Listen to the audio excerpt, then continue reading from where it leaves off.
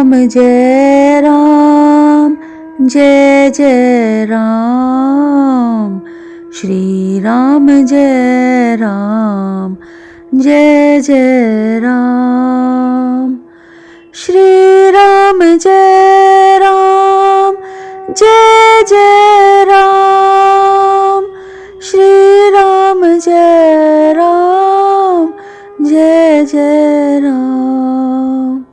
श्री राम जय राम, जय जय राम।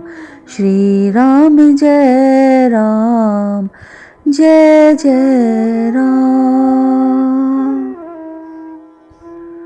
माँ कैकेयी ने भगवान राम के लिए महाराज दशरथ से 14 वर्ष के वनवास की मांग की, जबकि प्रभु राम का कोई दोष नहीं था, कोई अपराध नहीं था। उन प्रभु राम के हृदय में, उनके आचरण में, उनके व्यवहार में और कैकेयी माँ के प्रति स्नेह में फिर भी कोई अंतर नहीं आया। जितना प्रेम वो कैकेयी माँ से वनवास देने से पहले करते थे, उतना ही प्रेम भगवान माँ कैकेयी से वनवास देने के बाद भी करते थे। श्री जानकी जी के साथ, लक्ष्मण जी के साथ भगवान राम चित्रकूट में अपने 14 वर्ष की अवधि को बिता रहे हैं। इधर अयोध्या में ननिहाल से भरत जी वापस आए तो उन्हें तमाम घटनाक्रम के बारे में पता चला। स्वयं माँ कैकेयी ने ही अपने मुख से उन्हें बताया कि राम को 14 वर्ष का वनवास मैंने अपने 2 वचनों के माध्यम से मांगा, एक में तुम्हें राजगद्दी और दूसरे के लिए प्रभु को वनवास।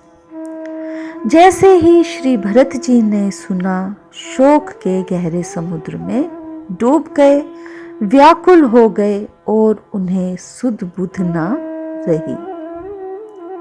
तमाम प्रजाजनों के सामने गुरु वशिष्ठ जी, माँ कौशल्या, माँ सुमित्रा, माँ कैकेयी, सेवक, दास दासियां, ब्राह्मण लोग, विद्वान लोग, मंत्री लोग सभी सभा में बैठे हैं और श्री भरत जी ने निर्णय लिया कि वो प्रातः ही वन की ओर जाएंगे और श्री राम को मनाकर वापस लेकर आएंगे, क्योंकि अयोध्या के सिंहासन पर केवल और केवल उन्हीं का अधिकार है।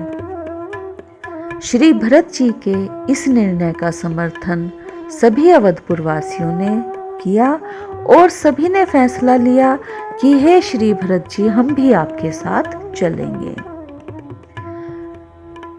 गुरु वशिष्ठ जी और सभी ऋषि अवधवासी, तीनों माताएं सभी मिलकर चले हैं भगवान को मनाने के लिए। जैसे ही तमाम सेना चित्रकूट में पहुंची, भगवान को खबर मिली तो प्रभु दौड़े हैं श्री भरत जी से मिलने और सभी माताओं से मिलने, सभी अवधपुरवासियों से मिलने के लिए। तीनों माताएं वैधव्य को प्राप्त कर चुकी हैं, क्योंकि महाराज दशरथ का निधन हो चुका है। राम जी के विरह में तड़प तड़प कर, राम के वियोग में महाराज दशरथ ने प्राणों को त्याग दिया। जैसे ही भगवान ने तीनों माताओं को देखा तो उनके वेश मलिन है, मुख पर कोई श्रृंगार का चिन्ह नहीं है। वो समझ गए कि कुछ अनहोनी हो चुकी है, कुछ बुरा घट चुका है। ऐसा जब माताओं के दर्शन किए इस सोच के साथ प्रभु ने, तो सबसे पहले वो माँ कैकेयी के हृदय से लगे और फिर माँ के चरणों का वंदन किया।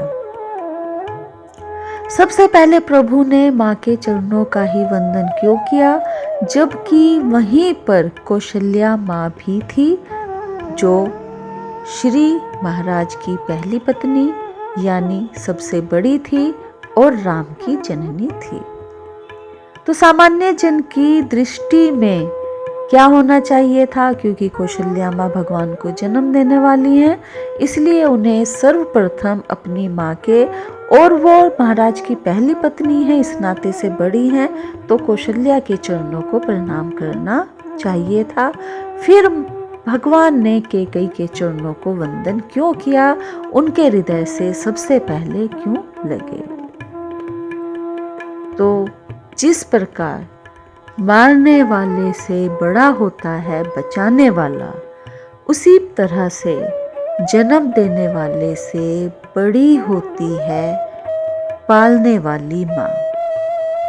कन्हैया की बात यदि करें तो कन्हैया को जन्म देने वाली माँ कौन सी है, माँ देवकी है। लेकिन संसार यदि कन्हैया की माँ के रूप में किसी को जानता है, बड़ा हो या छोटा हो, बच्चा बच्चा हो, यदि पूछा जाए कन्हैया की माँ कौन है, तो सभी कहेंगे माँ यशोदा।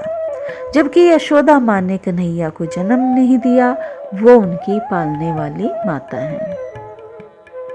इस विचार से जन्म देने वाले से बड़ा होता है पालने वाला, तो भगवान की दृष्टि में, भगवान की नज़र में पालन पोषण करने वाली माँ कौन है, कैकेयी माँ है। तो उनकी दृष्टि में माँ कैकेयी बड़ी है, इसलिए उन्होंने प्रथम प्रणाम उन्हीं को किया। यदि बात ज्ञानियों की जाए और अज्ञानी की जाए, तो जो व्यक्ति छोटा है उम्र में, चाहे वो कितना भी छोटा है, और उसके सम्मुख अज्ञानी व्यक्ति उम्र में कितना भी बड़ा है, जो सम्मान की दृष्टि से देखा जाएगा, जो पूजनीय होगा, जिसकी तरफ लोग आकर्षित होंगे, जिसके पास आकर लोग बैठेंगे, कोई बात करेंगे, कोई विचार विमर्श करेंगे, तो निश्चित ही ज्ञानी के पास आएंगे। यानी जिसका ज्ञान ऊंचा है, उसी का ओहदा ऊंचा है, वही बड़ा है। इस दृष्टि से भी कैकेयी माँ बड़ी हैं।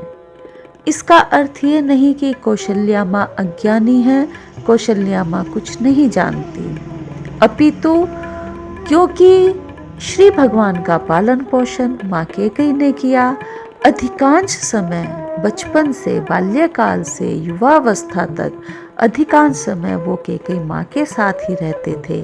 माँ ही उनको लाड़ दुलार करती थी, माँ ही उनको सिखाती थी, माँ ने ही उनमें ऐसे संस्कारों को विकसित किया जिसके कारण वो जगत में पूजनीय हुए, जिसके कारण उनकी संसार में यश कीर्ति फैली थी, फैली है और फैली रहेगी। सदा सदा लोग उनको पूजते रहेंगे, उनके नाम का गुणगान करते रहेंगे। इस प्रकार से क्योंकि माँ ने उनका पालन पोषण किया, माँ ने उनको ज्ञान दिया, उनको सीखें दी, अनेकों प्रकार की जीवन में काम आने वाली शिक्षाएं दी, दिन प्रतिदिन की दिनचर्या में काम आने वाली सीख उनको दी, हर प्रकार से उन्हें हर स्थिति का सामना करने के लिए उनको सक्षम बनाया। माँ उनको सदैव सिखाती थी कि पुत्र माँ पिता की आज्ञा, गुरु की आज्ञा और स्वामी की आज्ञा का सदा ही पालन करना चाहिए, क्योंकि जब जब इनकी आज्ञा का पालन बिना किसी प्रश्न चिन्ह के किया जाता है, तो उसमें केवल और केवल हित ही छुपा होता है।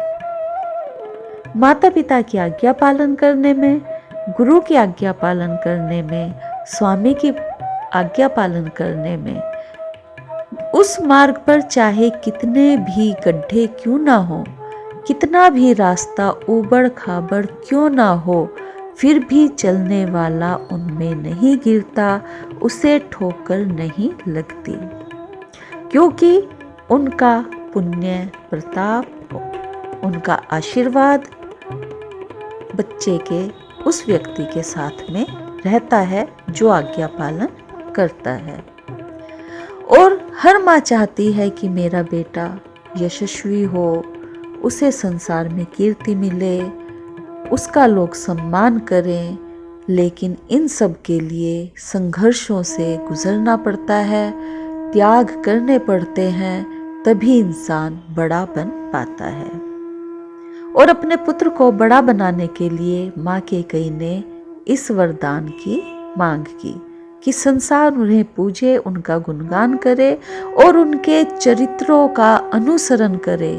और एक बात और, माँ ये देखना चाहती थी कि जो शिक्षा मैंने अपने बेटे राम को दी है, क्या मेरे बेटे ने उसे ग्रहण किया, क्या वो उसमें सफल होगा।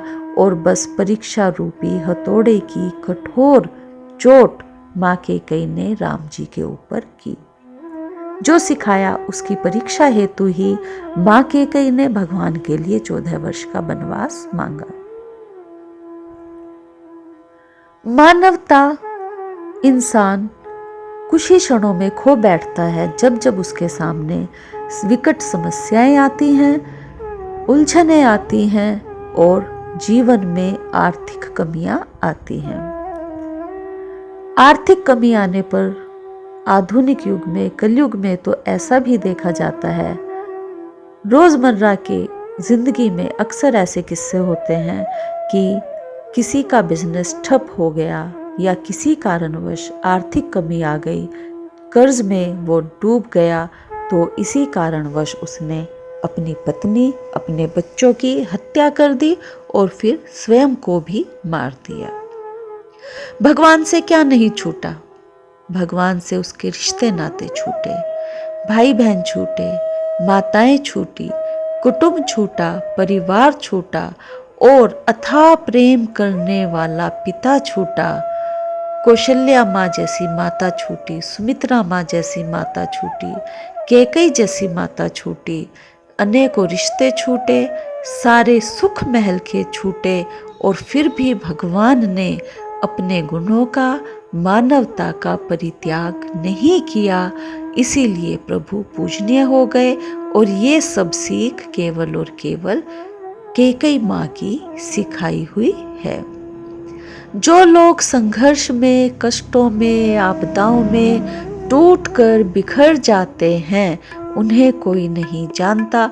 वो एक सामान्य जीवन जीते हैं और जीने के बाद एक दिन अपनी अंतिम श्वास लेकर इस दुनिया को छोड़कर चले जाते हैं। उन्हें ना कोई जानता है, ना कोई उनका चरित्रों का अनुसरण करता है और ना ही कोई उन्हें यशस्वी, कीर्तिमान या पूजनीय मानता है। भगवान राम को अकारण 14 वर्ष का वनवास हुआ। भगवान ने सहर्ष ही स्वीकार किया, क्योंकि माँ की सीख ऐसी ही थी कि बेटा जो अपने माता पिता की आज्ञा का पालन करता है, चारों फल धर्म, अर्थ, काम, मोक्ष उसकी मुट्ठी में रहते हैं और जीवन में उसका केवल हित ही हित समाहित होता है। जीवन में उसका कोई भी कितना भी प्रयास क्यों ना करे, अहित नहीं कर सकता, क्योंकि माता पिता के पुण्य प्रताप और उनका आशीर्वाद पल पल बच्चे के साथ में रहता है। माँ ने ये सब सिखाया और फिर ये परीक्षा ली कि प्रभु ने सब सीखा नहीं सीखा, और जैसे ही परीक्षा ली भगवान इसमें सफल हुए। जिस माँ ने ऐसे संस्कारों को पोषित किया, ऐसा ज्ञान श्री राम भगवान के चरित्र में कूट कूट कर भरा, वो माँ अवश्य ही पूजनीय है, अवश्य ही सम्माननीय है, अवश्य ही सबसे बड़ी है। ऐसे माँ के चरण वंदन करके प्रभु ने एकदम ये साबित कर दिया कि नजरें बदलती हैं तो नज़ारे बदल जाते हैं, दृष्टि बदलती है तो दृश्य भी बदल जाते हैं। यदि भगवान की जगह कोई सामान्य जन होता तो अवश्य ही अपनी कौशल्या माँ से लिपटता और कहीं ना कहीं ये भी कह देता कि आप इस माँ को अपने साथ क्यों ले आई, जिसने मुझे बिना कारण, बिना किसी दोष के, बिना किसी अपराध के 14 वर्ष का वनवास दे दिया। तो पालने वाला बड़ा होता है, जो ज्ञान में बड़ा होता है वो बड़ा होता है। भगवान को ज्ञान माने कैकेयी ने दिया। मारने वाले से बड़ा बचाने वाला होता है। इन्हीं सभी विचारों को अपने हृदय में रखते हुए, उनका अनुसरण करते हुए भगवान का प्रेम जैसा माता कैकेयी के प्रति पहले था वैसा ही बाद में था। उन्होंने चरण वंदन करके ये साबित किया। और माता भी तो उतना ही प्रेम करती है भगवान से। केवल मेरा बेटा संसार में जाना जाए, सभी उसका सम्मान करें, वह जगत में पूजनीय हो, इसलिए माँ ने ऐसे कदम को उठाया। क्योंकि जीवन में वही इंसान जो त्याग करता है, जिसमें समर्पण होता है, जिनमें कष्ट आने पर जो मानवता को नहीं खोता, वही राम जैसा बन पाता है। एक ट्रक में मूर्ति जा रही थी भगवान की और कुछ टाइल्स थी। कुछ दूरी चलने पर टाइलों ने भगवान से प्रश्न किया, हे महाराज, जिस खान से आपका पत्थर निकाला गया है, उसी खान से वो पत्थर निकाला गया है जिससे हम बने हैं। जिस व्यापारी ने आपको बेचा, उसी ने हमको। जिस व्यापारी ने आपको खरीदा, उसी ने हमको। जिसने आपको बनाया, उसी ने हमको बनाया। फिर ऐसा क्यों आप पूजी जाएंगी और हम पैरों तले कुचले जाएंगे? तो मूर्ति ने मुस्कुराकर उत्तर दिया कि सब बात आपकी ठीक है, लेकिन जब हथौड़े की कठोर चोट तुम पर पड़ी तो तुम टूटकर बिखर गई, चकनाचूर हो गई, और मैं वैसे का वैसा ही बना रहा। जो रूप, जो आकृति शिल्पकार मुझे देना चाहता था, हथौड़े की चोट मार मार कर वो मुझे देता गया और मैं वैसा ही बनता गया। जितने हथौड़े की चोट पड़ी, जितनी छेनी की हथौड़े की मार मुझ पर पड़ी, मुझे तराशा गया, उतना ही मैं निखरता गया। और जितना मैं तराशा गया, उतना मैं निखरा और उतना ही मैं पूजनीय हो जाऊंगा। तो जीवन में जो परीक्षा रूपी हथौड़ों की चोट खाकर भी अपनी मानवता को ना छोड़े, अपने व्यवहार को ना छोड़े, अपने कर्मों का दोष किसी को ना दे, वही पूजनीय हो जाता है, वही सराहनीय हो जाता है। जैसा कि भगवान राम के उदाहरण से हम सभी समझ चुके हैं कि उस युग से इस युग तक, और जब तक ये सकल ब्रह्मांड रहेगा, जब तक चांद सूरज रहेंगे, जब तक ये धरती रहेगी, तब तक राम नाम का गुणगान होता रहेगा, राम गाथाएं रहेंगी। केवल और केवल ज़रूरत है तो उनके चरित्रों का अनुसरण करने की, कि हम माता पिता की आज्ञा का पालन ये सोचकर करें कि अवश्य ही इसमें हमारा हित छुपा है। माँ किसी संतान का, माँ अपनी संतान का, माँ अपने पुत्र का, माँ अपनी पुत्री का कभी अहित नहीं कर सकती। इस भाव के साथ सभी बच्चों को, सभी संतानों को अपने माता पिता की आज्ञा का पालन करना चाहिए।